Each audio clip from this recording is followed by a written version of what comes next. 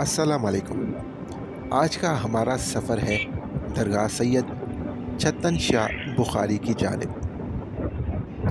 ये दरगाह किला कोडिजी से तकरीबन आधा घंटा दूर है।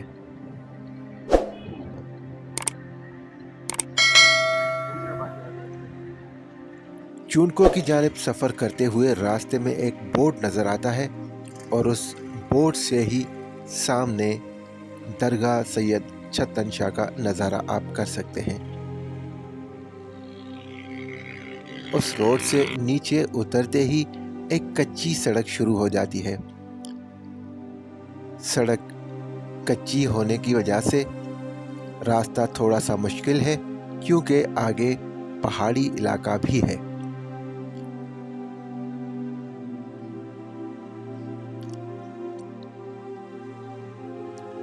रास्ता पथरीला भी है और नाहमवार भी है।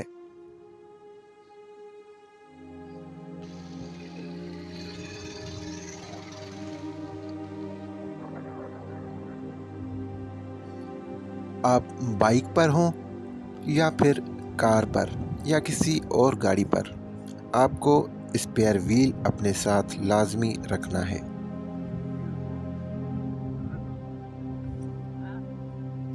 दरगाह का नज़ारा हालांकि रोड से किया जा सकता है और वहाँ से दरगाह इतना ज़्यादा दूर तो नहीं लगती, लेकिन रास्ता ख़राब होने की वजह से रास्ता कुछ लंबा लगता है और तकरीबन 10 से 15 मिनट तक आपका सफ़र हो सकता है, क्योंकि गाड़ी आपको आहिस्ता आहिस्ता चलानी पड़ेगी।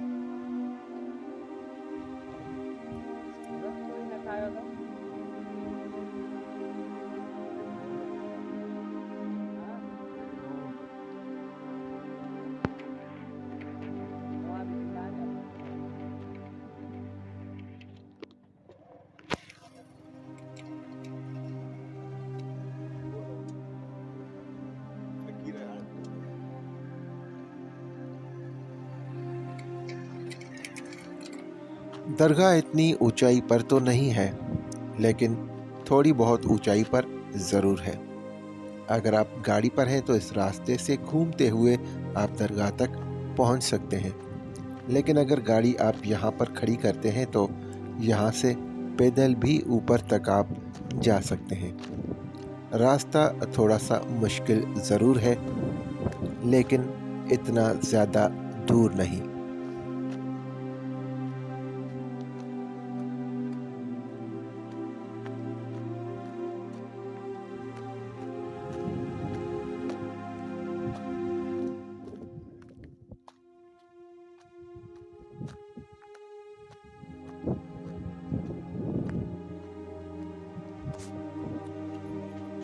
इस दरगाह के बारे में ज़्यादातर लोग नहीं जानते, जिसकी वजह से लोगों का यहाँ आना जाना कम ही होता है।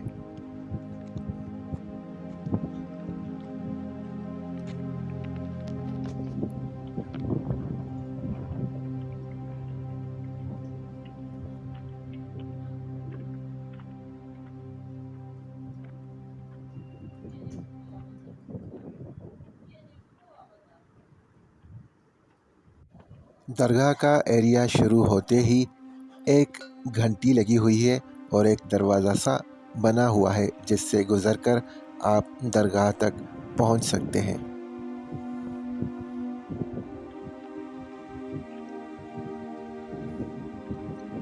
दरगाह की बिल्डिंग अभी ज़ेरे तामीर है।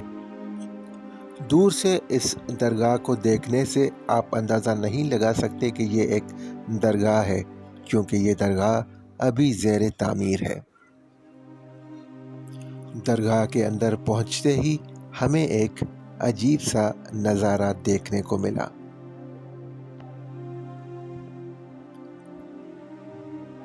क्योंकि वहाँ पर जो मज़ार था वो इंतहाई तवील था। मालूम करने के बाद हमें मालूम हुआ कि ये 120 फुट तवील मज़ार है।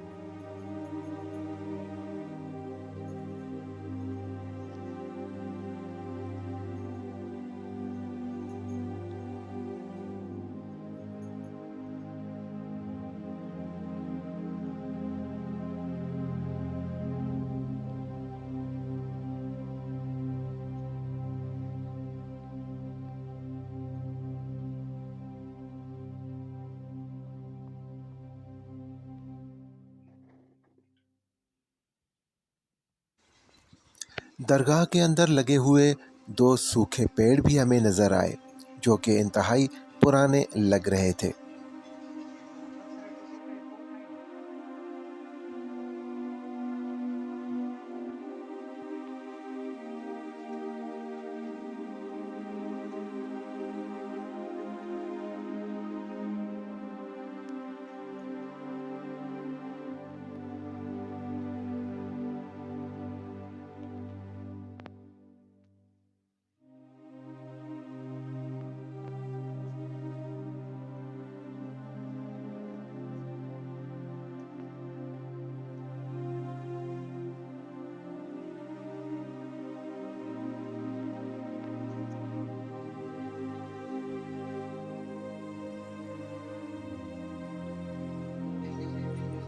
درگاہ کی دوسری جانب ایک اور دروازہ ہے جہاں سے اندر بھی آ سکتے ہیں اور باہر بھی نکل سکتے ہیں۔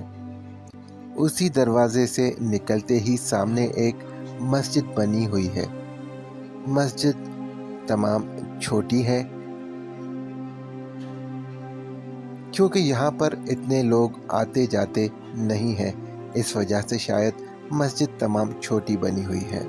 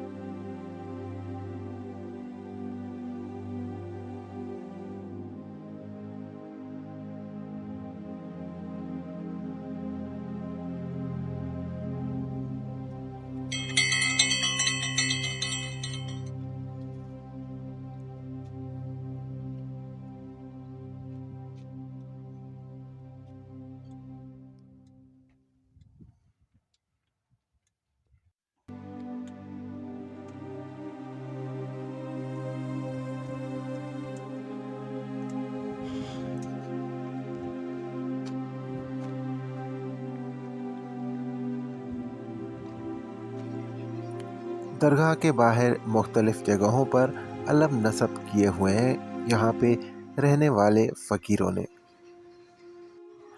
درگاہ پر حاضری کے بعد ہم نے سوچا کہ یہاں پر موجود فقیر متولی جو بھی یہاں پر موجود ہیں ان سے درگاہ کے بارے میں کچھ بات کرتے ہیں۔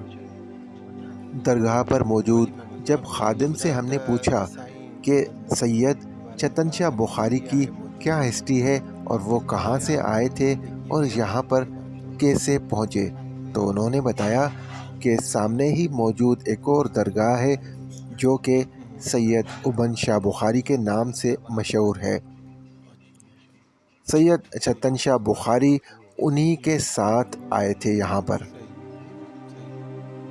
اور انہوں نے مزید کہا کہ وہ تو یہ بھی نہیں جانتے کہ وہ آخر آئے کہاں سے تھے، لیکن اتنا ضرور جانتے ہیں جو کہ انہوں نے اپنے بڑوں سے سنا تھا کہ وہ کسی عرب ملک سے یہاں پر آئے تھے۔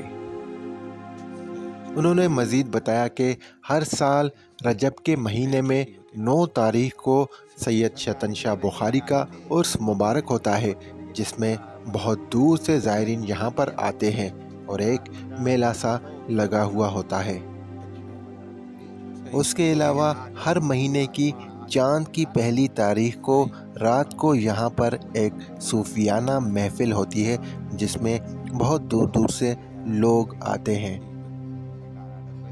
اور آخر میں نے وہی پوچھا جو ہمیشہ ایک طویل مزار دیکھنے پر میں وہاں کے لوگوں سے پوچھتا ہوں۔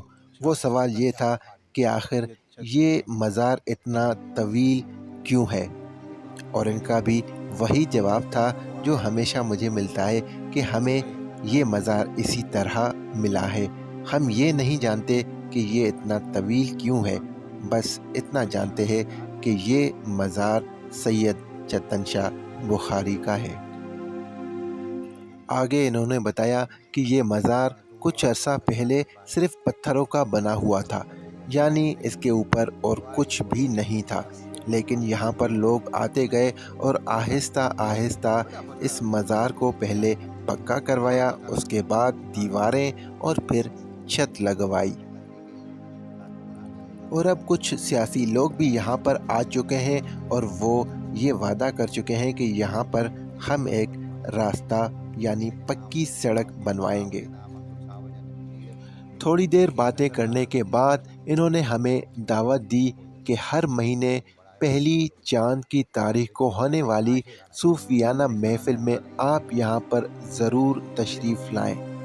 ہم نے وعدہ نہیں کیا، لیکن یہ ضرور کہا کہ کوشش ضرور کریں گے کہ اس رات کو ہم یہاں پر تشریف لائیں۔